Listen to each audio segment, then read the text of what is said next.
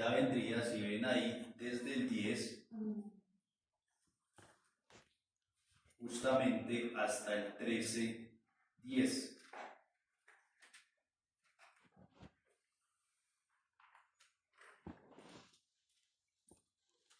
Y ya la carta sí terminaría justamente con el postscriptum, perdón, que sería 11:13. Sería entonces prácticamente 2 cartas en una sola, o al menos así se estudia. Cuando vamos con la diferencia de la primera carta a los Corintios, no tiene tantas tesis ni tantas argumentaciones. Uno de los hilos conductores de toda la segunda carta a los Corintios tiene que ver con los falsos apóstoles. Que ya habíamos visto en la introducción de Pablo que una de las cosas que combate severamente Pablo son los falsos apóstoles, que entran en las comunidades cuando él no está presente y justamente hace de las suyas. Grosso modo, vamos con la carta A. Recordemos desde el 1:11 todo lo que tiene que ver con una bendición. Veamos al menos 1, 3, 4.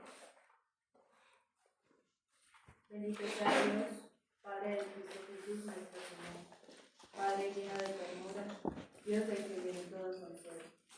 Él nos conforta en toda prueba, para que también nosotros seamos capaces de confortar a los que están en cualquier dificultad, mediante el mismo consuelo que recibimos de Dios. Ahí está lo que tiene que ver con la prueba. Y Pablo, luego de la prueba, presenta como una circunstancia que él le pasó, como que un momento también de dificultad que él vivió, también le está animando a esta comunidad. Veamos por favor 1:8-9. Pues no queremos que los ignoréis, hermanos. La tribulación sufrida en Asia nos abrumó hasta el extremo, por encima de nuestras fuerzas, y perdimos la esperanza de conservar la vida. Pues hemos tenido sobre nosotros mismos la sentencia de muerte, para que no pongamos nuestra confianza en nosotros mismos, sino en Dios que resucita a los muertos. Él nos libró de tan mortal peligro y nos librará. En Él esperamos que nos seguirá librando. Si colaboráis también vosotros con la oración en favor nuestro, para que la gracia obtenida por intervención de muchos sea por muchos agradecida en nuestro nombre. Básicamente esta primera carta, teniendo en cuenta ese saludo, va a ser como referencia al anuncio del Evangelio justamente con el sufrimiento, las tribulaciones.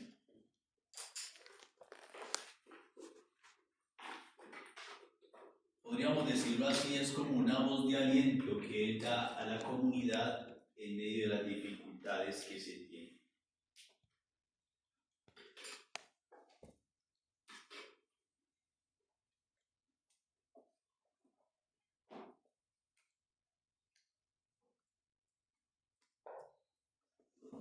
Damos al menos 2:1-5. Preferí no volver a visitarlos, si iba a causar otra vez tristeza, pues si yo los aflijo, ¿quién me devolverá la alegría sino aquel que me he afligido? Por eso les escribí. Ojalá que cuando vaya no tenga que entristecerme a causa de los mismos, que deberían ser mi alegría. Confío y estoy seguro de que todos podrán compartir mi alegría. En efecto, les escribí profundamente preocupado y afligido, y hasta con lágrimas. No quería causarle tristeza, sino que se dieran cuenta del amor inmenso que les tengo. Si alguno ha causado pena, no es a mí a quien ha molestado, sino a todos ustedes, y tampoco quisiera exagerar. Y con base a este anuncio, ya hemos dicho que tiene que ver, este es como el punto de engranaje, justamente es lo que podemos decir, que, con estos falsos apóstoles, es lo que une la carta 1 y la carta 2. Esto referido al anuncio del sufrimiento, la tribulación, pero Pablo llega a justificar, grosso modo, que es dado a un falso apóstol. Asimismo viene, ya lo vamos a ver, que viene acá el discurso de loco, pero también porque hay falsos apóstoles que se están ufanando. Aunque hay cambio de temperamento, hay un punto que los une que viene a ser justamente, al parecer, la intromisión de un falso apóstol. Miren, la primera carta, o digamos la carta A, como lo llama, leamos por favor el 5:6.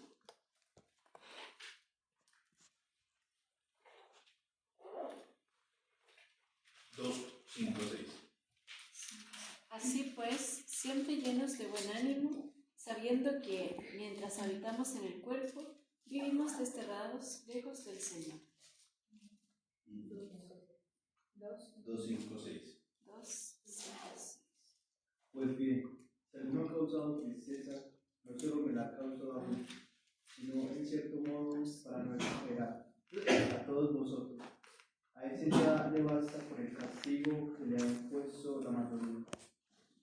Hay una forma como implícita, cuando dice bastante tiene, acá lo traduce así, ese tal, tiene, tipo falso apóstol, dice la Biblia de Jerusalén en 2:6, el que había ofendido a Pablo o su representante. Al parecer, como que Pablo tenía una disputa ahí con otro, como que lo estaba de cierto modo acusando de no ser auténtico apóstol. Pablo lo llama ese tal, que se ha mentido. Incluso mire que es más fuerte, leamos 3:1 por favor de esta primera parte. ¿Creéis que al decir eso estamos empezando de nuevo a elogiar? Necesitamos quizá como algunos presentaros cartas de recomendación o incluso exigiroslas. Como diciendo, es que yo no necesito presentación, ustedes ya me conocen. Incluso dice el versículo 2, vosotros sois nuestra carta, escrita en vuestros corazones, conocida y leída por todas las personas. Continúa todo el tema, digamos, del anuncio del Evangelio, pero este anuncio del Evangelio trata de mostrarlo también que este anuncio ha sido en medio de la debilidad, y no tanto así, por decirlo, de la soberbia o de las seguridades humanas. Ahí viene ese texto tan hermoso para nosotros. Veamos por favor 4:7-11. Con todo, llevamos este tesoro en vasos de barro, para que esta fuerza soberana se vea como obra de Dios y no nuestra. Nos sobrevienen pruebas de toda clase, pero no nos desanimamos. Estamos entre problemas, pero no desesperados. Somos perseguidos, pero no eliminados. Derribados, pero no fuera de combate. 11. Por todas partes llevamos en nuestra persona la muerte de Jesús, para que también la vida de Jesús se manifieste en nuestra persona. Pues a los que estamos vivos nos corresponde ser entregados a la muerte a cada momento por causa de Jesús, para que la vida de Jesús se manifieste en nuestra existencia mortal.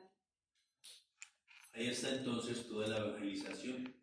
Estamos apretados pero no aplastados, apurados pero no desesperados, como queriendo decir, sí, la evangelización es fuerte, pero todavía está obviamente la fuerza de Cristo. Incluso mire como dice el 5:1-3. Sabemos que si esta tienda, que es nuestra morada terrestre, se desmorona, tenemos un edificio que es de Dios, una morada eterna en el cielo, no hecha por mano humana. Y así suspiramos en nuestro estado actual, deseando ardientemente ser cubiertos por nuestra habitación celeste, si es que nos encontramos vestidos y no desnudos. Todavía referente como a la debilidad. Luego viene Pablo como un desahogo ante los corintios, leamos 6:11-14.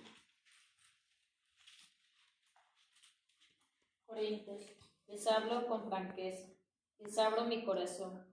Estoy abierto con ustedes, pero ustedes se encierran en sí mismos. Paguémonos con la misma moneda. Les hablo como a hijos, sean más abiertos.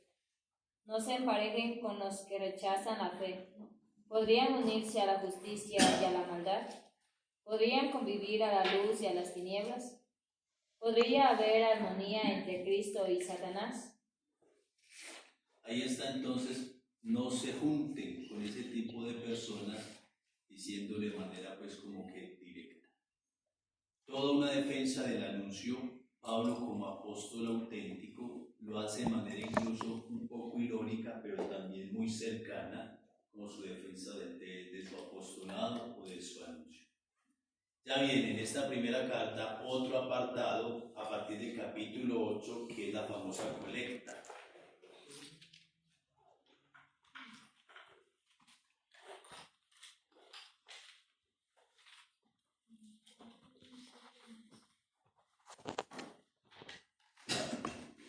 Que prácticamente, si ustedes se fijan ahí, son los capítulos 8 y 9. Hemos visto en la persona de Pablo que Pablo siempre justifica que él misiona o evangeliza no por intereses propios. Pablo siempre se aseguró sus propios sustentos. Y según lo que nos narra Hechos de los Apóstoles, posiblemente ¿cuál era el oficio de Pablo? Tiendas con En las tiendas, ya sea que las hiciera o las comprara, pero era como el oficio principal, para no ser gravoso a nadie. Curiosamente que Pablo en esta oportunidad sí haga colectas, pero no para sí mismo, sino para los santos, es decir, aquellos propiamente que se encuentran en Jerusalén, o para la comunidad jerosolimitana, también se le puede decir. Veamos por favor Gálatas 2:10.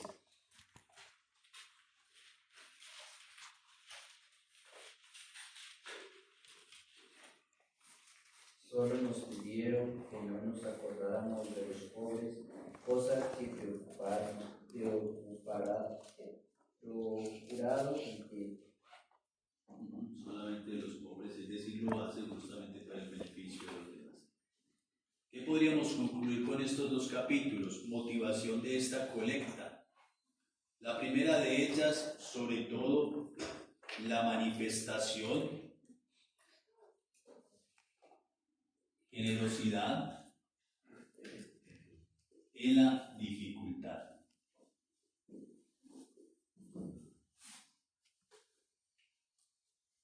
Leamos por favor 8:1-6. Hermanos, quiero darles a conocer la gracia que Dios ha concedido a las iglesias de Macedonia. En medio de las pruebas con que son probadas, tienen una grande alegría y a pesar de su extrema pobreza han sido muy generosos. Puedo asegurar que dieron lo que podían y más aún de lo que podían, espontáneamente y con la mucha insistencia, me pidieron el favor de colaborar en esta ayuda a los hermanos. Dieron más de lo que yo esperaba, incluso ofrecieron sus personas primero al Señor y luego a mí, conforme a la voluntad de Dios. Ahí está entonces que dentro de la pobreza ellos dan, ahí está la generosidad y que tiene que ver mucho justamente con dar incluso de lo que uno no tiene. El segundo motivo que les da Pablo es que su fama se va extendiendo justamente por ser una comunidad generosa en este sentido. Le damos por favor 7:8. 7 nomás. Y ustedes que sobresalen en todo, en dones de fe, de palabra y de conocimiento, en entusiasmo, sin hablar del amor que me profesan, traten de sobresalir también en esta obra de generosidad. Sobresalir en esta obra de generosidad. El tercer motivo, ¿para qué se hace eso? A ejemplo de Cristo, leamos el versículo 9. Ya conocen la generosidad de Cristo Jesús, nuestro Señor, que siendo rico se hizo pobre por ustedes para que su pobreza los hiciera ricos. Y por último, con la finalidad de motivar la caridad entre las iglesias, leamos 8:24. Demuéstrenles que aman a sus hermanos y confirmen ante las iglesias todo lo bien que les hable de ustedes. que les hablé de ustedes.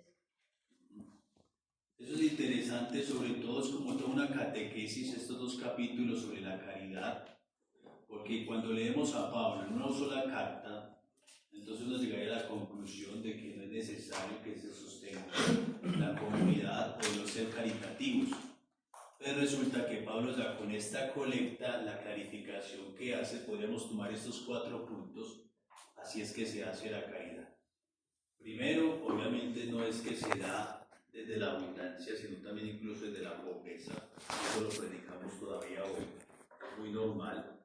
Segundo, hay que tener en cuenta que si se resalta, se resalte no por la carne o no por lo carnal, sino sobre todo por la caridad. Tercero, ejemplo de Cristo, que dio incluso la vida de sí mismo. Y por último, esta caridad cueste ayudarse los unos por los otros. Y ya viene el capítulo 9, leamos al menos 6, 9.